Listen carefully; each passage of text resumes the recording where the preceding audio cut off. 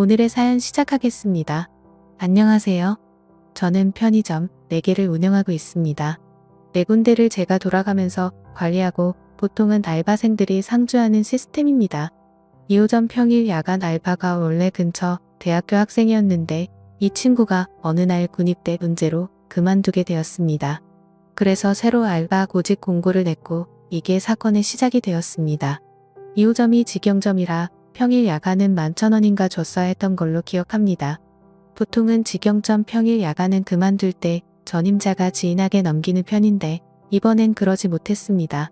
시급이 높으니 생각보다 연락이 많이 왔고 면접을 10명 정도 봤던 걸로 기억하는데 그 중에 23살짜리 키 작은 여자애가 굉장히 의욕이 있어 보였습니다. 지방에서 올라와서 현재는 휴학 중이라는데 부모님 손 벌리는 것도 정도가 있다고 생각해서 지원했다고 했고 그 마인드가 기특해서 기꺼이 그 친구를 뽑았습니다. 처음 한 달 정도는 일을 무난하게 잘했습니다. 편의점을 4개나 굴리니까 알바생 숫자도 꽤 되어서 나름 사장이랍시고 분기별로 알바생들 모아다가 조촐하게 회식을 합니다. 회식일에 봤자 근처에 싸구려 고깃집에서 삼겹살에 소주하는 정도지만요. 보통 1차에서 기분 좋게 끝내고 파합니다. 회식이라도 시간이 늦어지면 아내가 항상 화를 내곤 했으니까요. 저 아내 말 잘 듣습니다. 3분기 회식이 되었고 새로 뽑은 여자애도 그 자리에 참석했습니다.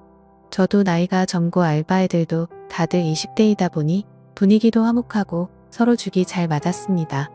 1차가 거의 끝나갈 때쯤에 이제 집에 가려고 하는데 새로운 여자애가 술이 좀 취했었나 봐요. 갑자기 저를 붙잡고 사장님 2차 가면 안 돼요? 하더라고요. 저는 사실 집으로 귀가하고 싶었는데 그날 분위기도 괜찮고 해서 5명이 2차를 가게 되었습니다. 2차는 삼겹살 이후 맥주였습니다. 여자애 둘에 저 포함 남자 3이었는데 2시간 정도 지나니 저와 신입 여자 알바생 1호점, 남자 알바생 이렇게 셋이 남게 되었습니다. 그런데 신입 여자 알바생이 정작 본인이 2차 가자 하고서는 별 얘기도 안 하고 멍 때리고 있길래 이제 슬슬 집에 가자 하면서 일어나려고 했습니다. 아직도 진짜 생생하게 기억나는데 그때 그 신입 무릎에 눈물이 두둑하고 떨어지더니 갑자기 우열하기 시작하는 겁니다. 호프 집에 있는 사람들이 다 저를 쳐다보고 전 너무 당황해서 숙자야 너 갑자기 왜 그래? 하고 물었고 상황 수습을 하려고 최선을 다했습니다. 같이 있던 알바놈도 당황해서 어쩔 줄 몰라 했습니다. 시간이 지나고 조금 진정됐는지 그 신입 여자 알바생이 말을 합니다. 사장님 둘이서만 얘기하고 싶어요. 라고요. 뭔 일인가 싶었지만 순전히 사장으로서 이 상황을 피할 수 없었기에 알았다고 했고 남자 알바생에게 괜찮다며 집으로 돌려보냈습니다. 그리고 얘기해보라며 그 여자애와 맥주 한 잔을 더하게 되었습니다.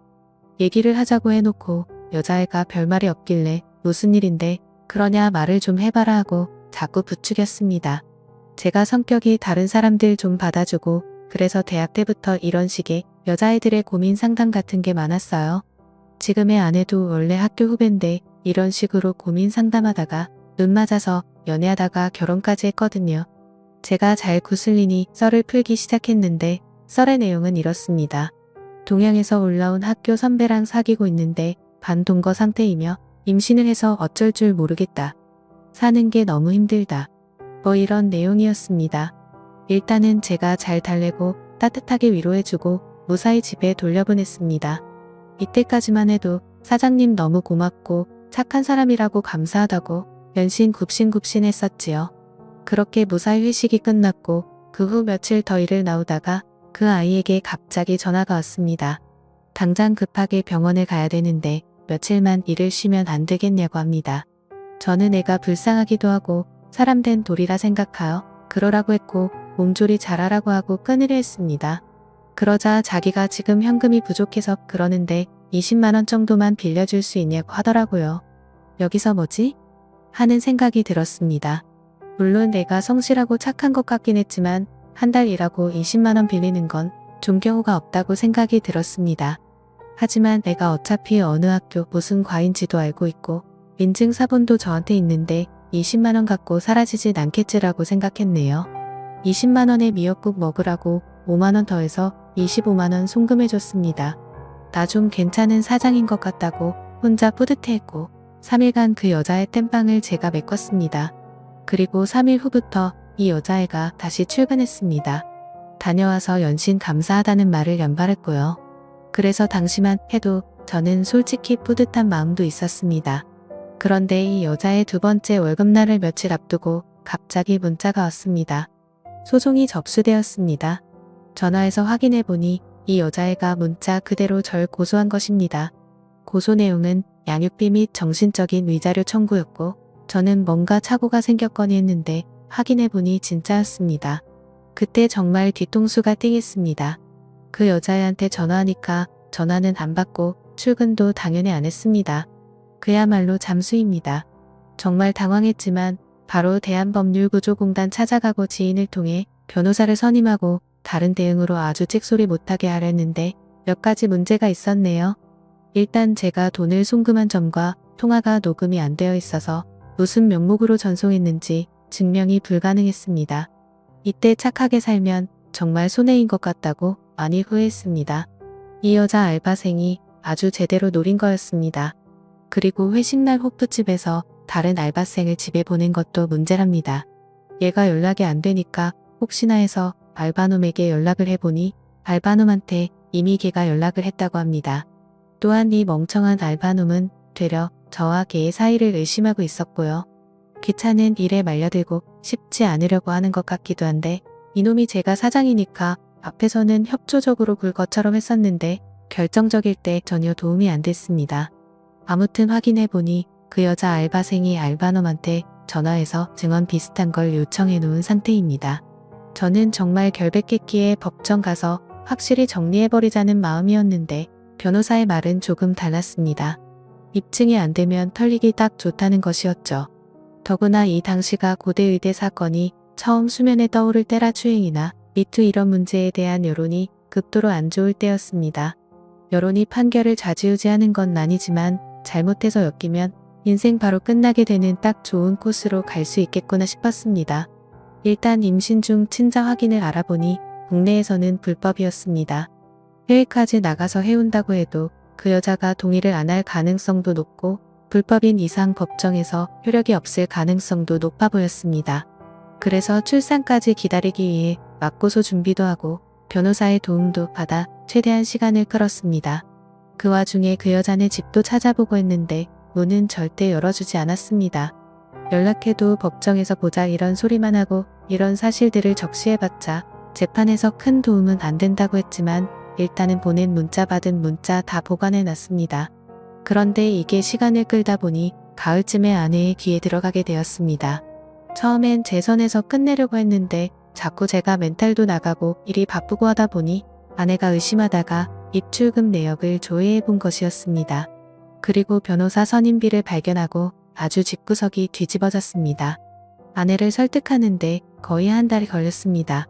엄밀히 말하면 아내에게 저의 무고함을 설득하는데 한 달 걸린 것 같고 이 일을 같이 헤쳐나가도록 설득하는데 또 한 달이 걸렸네요. 간통죄로 고소한다, 이혼하자는 이야기까지 나와서 아주 한 달은 개고생했고 아내가 친정집 가서 잠수를 타기도 했습니다. 저는 친정집 앞에 가서 하루 종일 기다려서 설득했고 간신히 아내의 마음을 돌릴 수 있었습니다. 지금 생각하면 정말 아찔하네요. 아내가 저의 편이 되기로 한 다음부터 일이 조금 수월해졌습니다. 아내가 자진해서 그 여자를 설득하러 갔습니다. 아내가 누군지 모르는 그녀는 결국 아내를 만났습니다. 물론 사건의 전말 같은 건 말하진 않았지만 아내 말로는 그 여자랑 그 여자 남친이 공무원 일 같다고 했습니다. 처음에 저를 그렇게 괴롭히던 아내가 이제는 제 편이 되어서 적극적으로 나서는 게 정말 다행이었습니다. 그리고 아내는 그녀에게 친자 확인 검사까지 하자고 했답니다. 그때부터 그 여자가 좀 겁먹기 시작했는데 결국 협상은 결렬되었고 그녀는 그 이후로 와이프를 만나주지 않게 되었습니다. 아내는 아내대로 뿔이 나서 저를 병원으로 데려가 친자 확인 검사를 준비시켰습니다. 그 여자가 출산을 하면 친자 확인 검사를 하고 바로 승수 후 맞고소하자고 부부끼리 대동단결했습니다.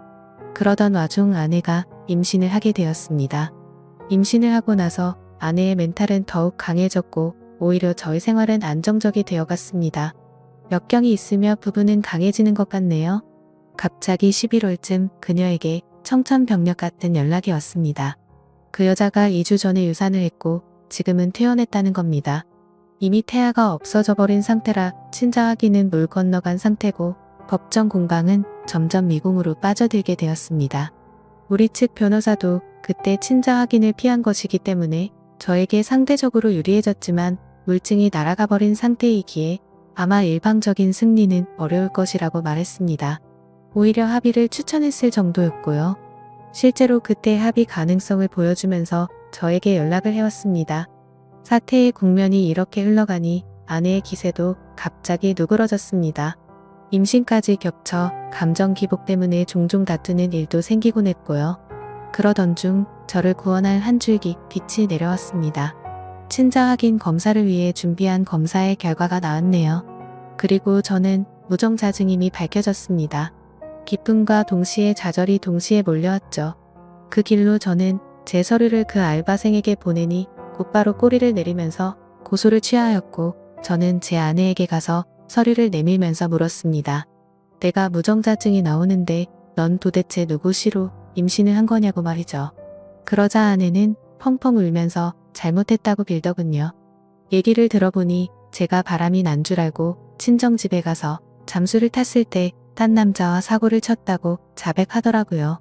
자, 이게 웃어야 할지 울어야 할지는 난감하긴 했지만 차라리 잘 됐다고 마음을 다잡았습니다.